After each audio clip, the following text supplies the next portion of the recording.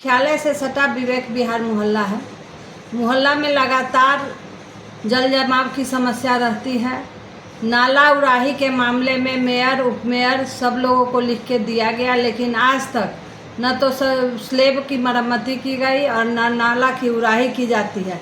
एक मामूली रूप से अगर ज़्यादा होता है तो कोई एक स्लेब को उठाकर झूठ मूठ का उसको साफ कर दिया जाता है और बिल बना दिया जाता है। और मुझे तो जैसा पता चला है कि नाला उड़ाही का पैसा भी उठा लिया गया है, लेकिन वास्तव में कोई भी आदमी आकर के देखे तो हमेशा यहाँ पे बिना बारिश के भी यहाँ पे जल जमाव की समस्या बनी रहती है।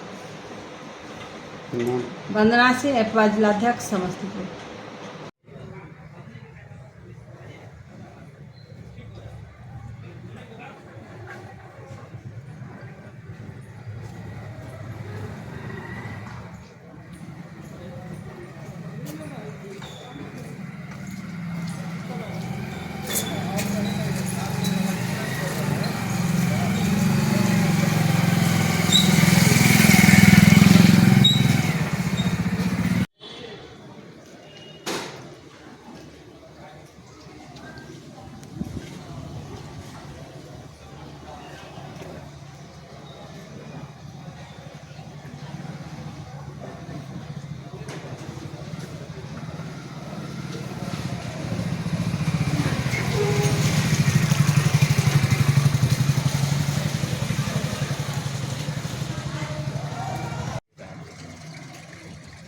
रोड बनवा के